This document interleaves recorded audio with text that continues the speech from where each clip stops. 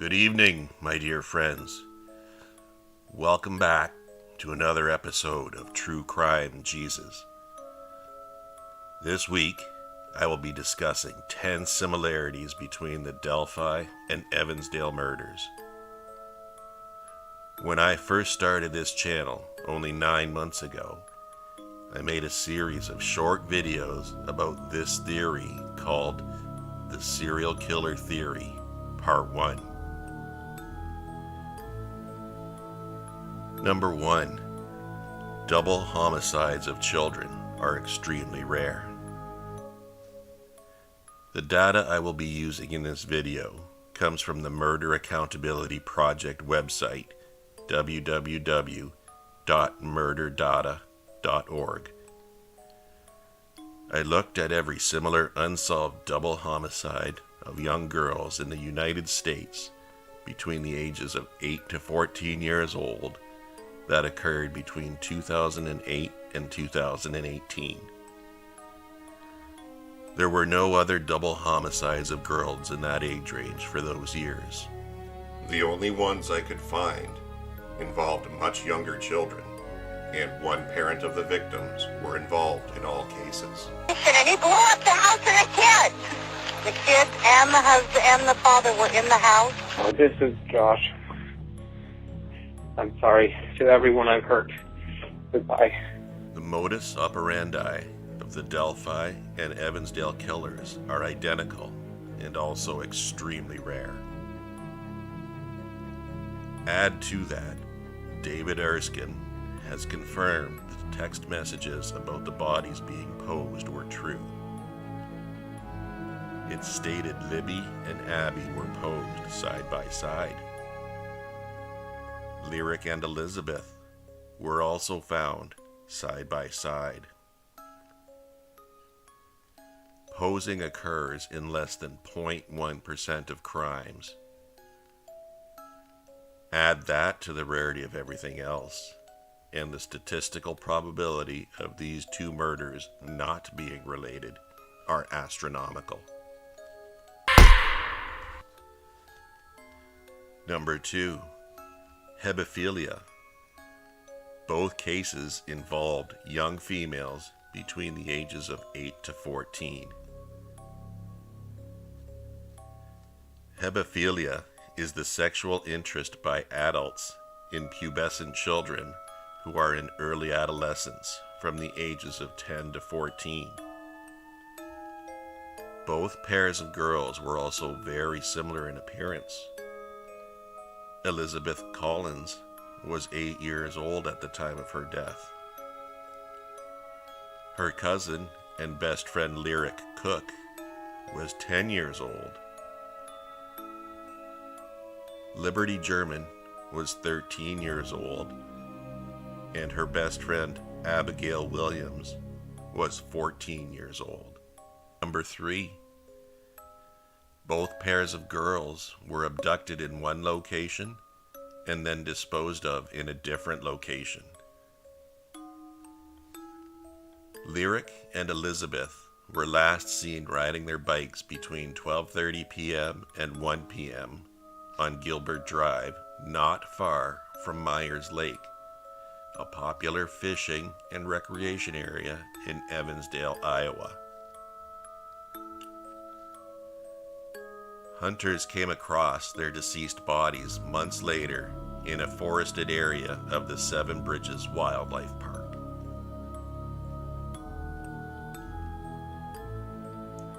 Libby and Abby were dropped off around 1:45 p.m. by Kelsey German to go hiking on the trails near the Monon High Bridge in Delphi, Indiana. This Snapchat photo of Abby was taken at 2:07 p.m. and Libby's video of Bridge Guy was taken at 2:30 p.m. Their bodies were found in a forested area approximately half a mile from the Monon High Bridge. Both murders suggest a very organized offender. Number 4. The bodies were all found in areas frequented by fishermen and hunters.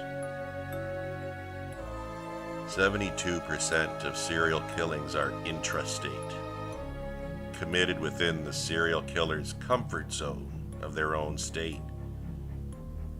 26% are interstate, committed by long-haul truck drivers, drifters who roam from state to state, those who otherwise travel for work. Deer Creek is a stream located 1.3 miles from Delphi in Carroll County. Fishermen catch a variety of fish there, including hickory shad and smallmouth bass. At one time, it was a well-known deer hunting area, but the trails there are now public. All the properties around the area can be hunted by the owners or someone with permission from the owners.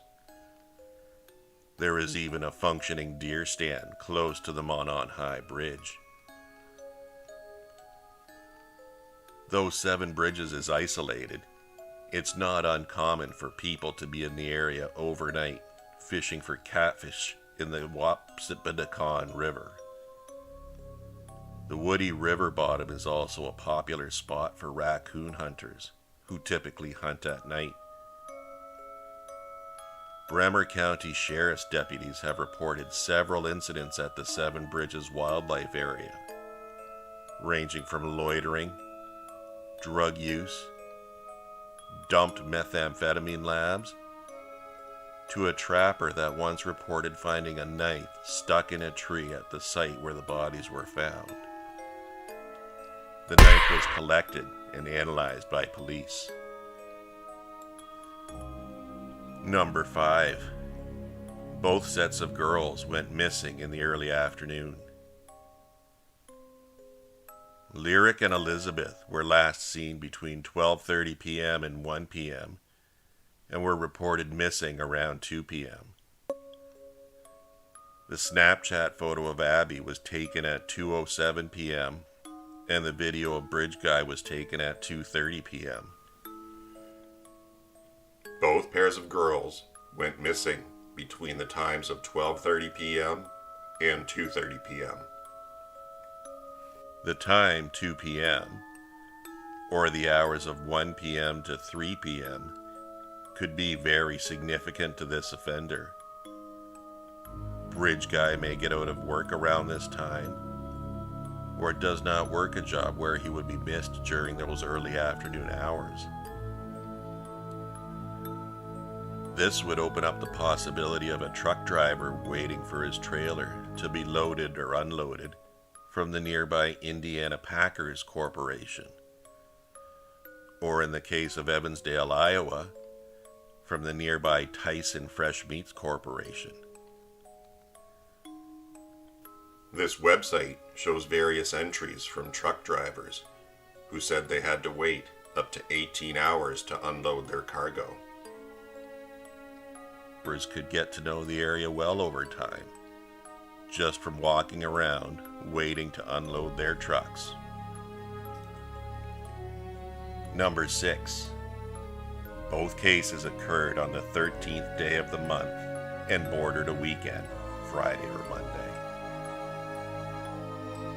Lyric and Elizabeth disappeared Friday, July 13th, 2012. Libby and Abby disappeared Monday, February 13th, 2017. Both pairs of girls went missing on the 13th day of the month. The number 13 is considered to be unlucky by many and is often associated with the occult. Not only do 2-13-17 and 7-13-12 both equal 32, but they are also number anagrams of each other. Bridges may have some significance to this offender. Lyric and Elizabeth were discovered at the Seven Bridges Wildlife Park. Libby and Abby were abducted and discovered not far from the Monon High Bridge. Number 7. In both cases, law enforcement chose not to release the causes of death. By the time Lyric and Elizabeth were found months after their abductions, they were already completely skeletonized due to exposure from the harsh outdoor elements. In the case of Libby and Abby, text messages by David Erskine alluded to posing, mutilation, and the partial decapitation of Libby.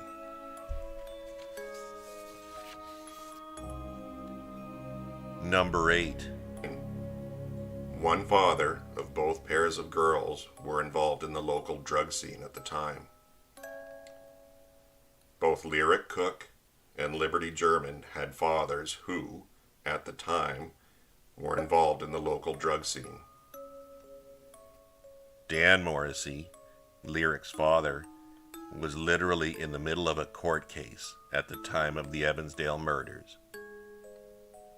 Dan was also charged with assaulting his estranged wife, Misty Morrissey, as well as possessing, dealing, and making meth, as well as a range of other drug charges.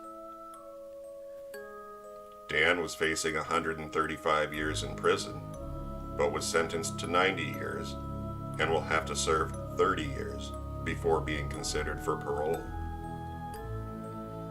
Derek German once stole anhydrous ammonia, a very important ingredient in the manufacturing process of methamphetamine, from a fertilizer plant in Delphi.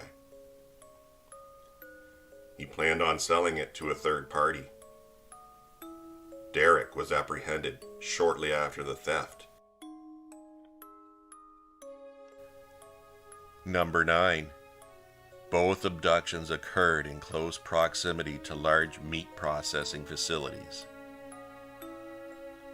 In Delphi, Indiana, Indiana Packers Corporation is located roughly 2.4 miles from the Monon High Bridge.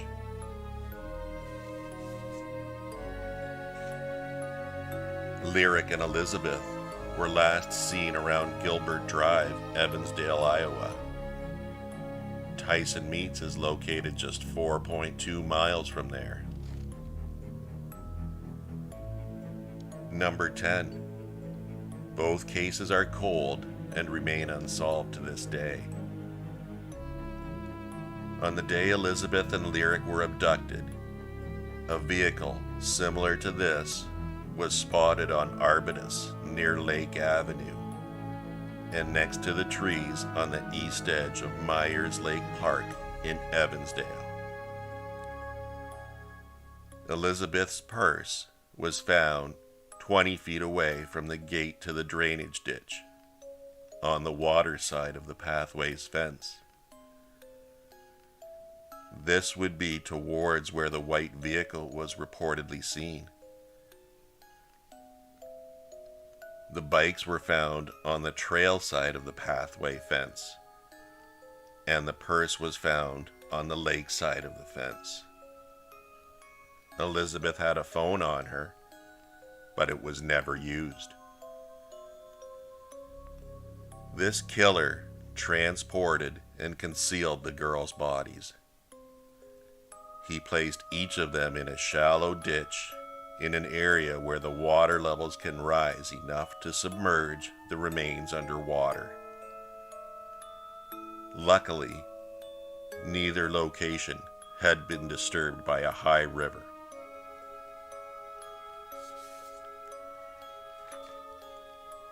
Both of these killers used quite a unique, unusual, and risky modus operandi.